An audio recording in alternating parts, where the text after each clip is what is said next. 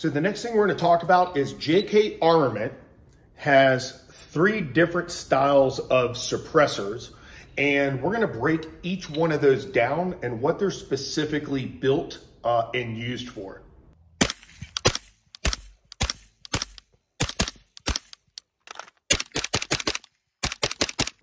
So the first can we're going to talk about is the VersaX can. And this can, this one, I'm going to end up spending the most amount of time on, and I'll explain why in a second. This is one of the lightest aluminum cans that are out on the market. This can goes down from 9mm all the way up to 300 Win Mag. The price point on this can, this is the cheapest can that they make. And when I say cheapest, I don't mean in quality, but I mean in price. So where would somebody use a suppressor like this? Oftentimes, if I'm out and about on the countryside, I want as light of a gun as possible. So as an example, if I go out carrying 300 Blackout, yes, I've got very hard use suppressors by JK Armament, but they're a little heavier. And if I'm not worried about getting into a sustained fight and dumping 30 rounds out of a magazine really quickly, then I want the lightest thing possible that's still going to be able to perform.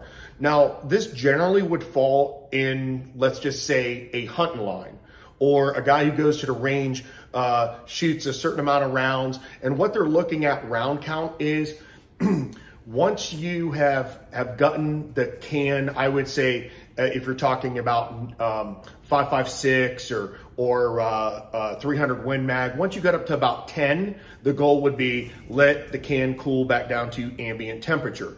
Now for 9mm, it's full auto rated. For the subgun side of the house, this thing is full auto rated. And it also comes with a lifetime guarantee. So even if you kind of screw it up a little bit, like, you're probably gonna be okay. But I will tell you this, let's talk about durability for a second. So I was sent this can, it was before night class, and I threw it on my gun and went out there and just started hammering down on the can.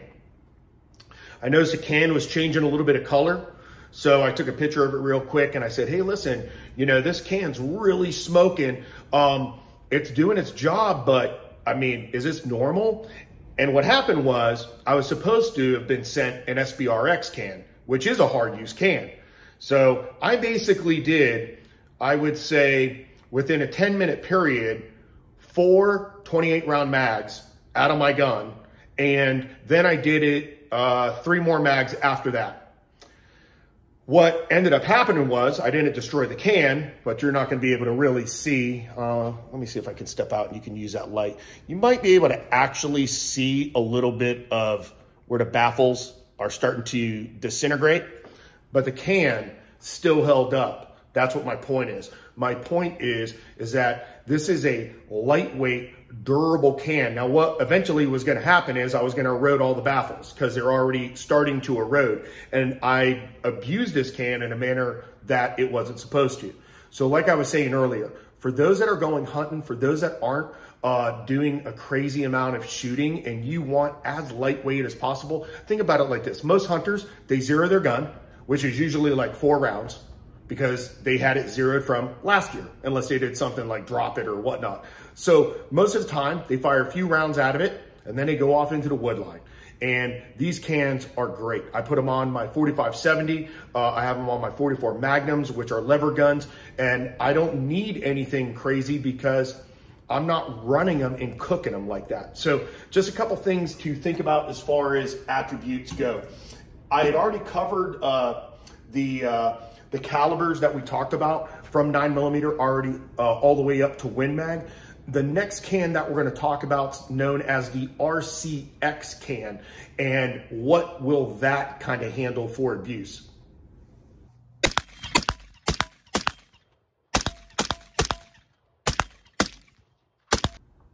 The RCXcan, that's what I have right here. This is a combination of titanium and 7075 aluminum. So this is a mid-range price can as far as JK Armament's concerned. So you saw the VersaX, that's the lowest price point. This is a mid-range price point. This is gonna withstand a little bit more abuse than what the VersaXcan is for. This is a specific 30 cal can. So when we kind of break it down, you can run obviously 5.56 out of it. You can run 300 blackout. That's where I have it, and that's where I find that this can really shines. It is a great hybrid to where if you're gonna cook the can a little bit more, and that's what it really comes down to. It comes down to abuse, which in this particular case happens to be heat. So I like running it on 300 blackout personally. It's lightweight. It's a little bit lighter than the SBRX cans. And because I'm not putting that much abuse into it, I kind of fancy this a little bit more. So I get that balance between it as well. And of course, depending upon what you, the user, are thinking about, what kind of gun that this is going to go on, maybe you save yourself a little bit of money, get a mid-range price point can from JK that you're throwing it on guns that you're running subsonic anyway. So it doesn't really matter to be carrying around something heavier that isn't really going to do you much good. So again, just something to think about as far as can selection. And remember, these cans are modular, so you can add or subtract baffles right here. I find that the combination, whether I'm running this on 5.56, whether I'm running it on 308, 300 blackout, I find that the sweet spot for this particular can, and of course, most of mine, I'm running on 10.5 guns, is 5 baffles. Now, you can see that this one's a flatter nose right here, and then you saw basically the fork earlier, or no, this is the wrong one. There's so many cans around here.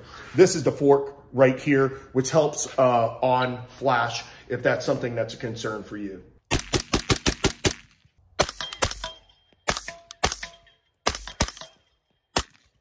The last can we're going to talk about is the SBRXcan.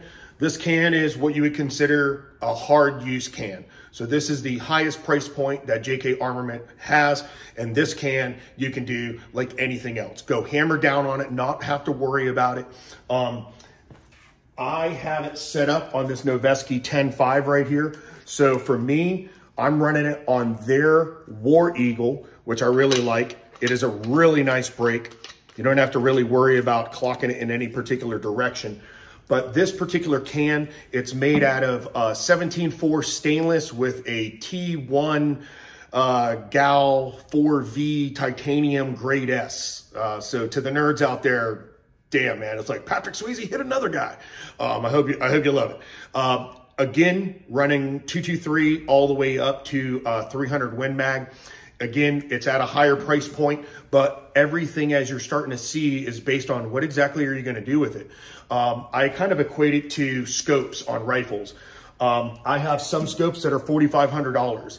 And the reason why is they're on guns that are capable of shooting over a mile. So with that, I want to make sure I've got something to match that particular gun.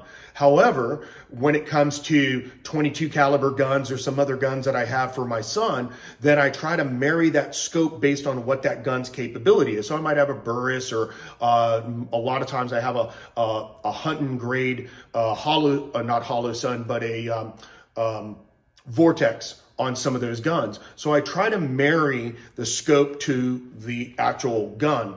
This isn't really too much different. I'm trying to marry the suppressor to that gun. What exactly am I going to do with it? Now, if you've seen some of the other videos, there's a lot of different mounting solutions. I showed you basically JK's brake system with their suppressor. But there's about, and it probably is more by now, but back in the day, it was 12 major companies that did brakes that, of course, were able to interface with JK's cans. So bottom line is, if you've got or fancy certain types of muzzle devices out there, then you don't have to break those off your gun and get rid of it. All you're going to do is change out the back end. And remember, these things are still modular as well. Whether you have the SBRX, whether you have the VersaXcan or the RCXcan, you can change and pick what and how many baffles you want. So they also do a thing. It's probably not going to make too much sense for me to say it, but I'll say it anyways and kind of explain it. But they do toners as well. And the toner's really interesting because our ears hear certain pitches, and based on this toner, it takes the space of a baffle, but it can really change the harmonics of what we actually hear from being the user or off to the right or behind or off to the left. So the cool thing is you can break this down and you can set it up the way you want to. So hopefully this video will help you out just a little bit in regards to what can is best for you. The way I look at it is, what gun is it going on and what is it being used for? And that's going to help me select a can. And by getting a few cans at a lower price point, it'll allow you to get a few more suppressors. So again, just something to think about.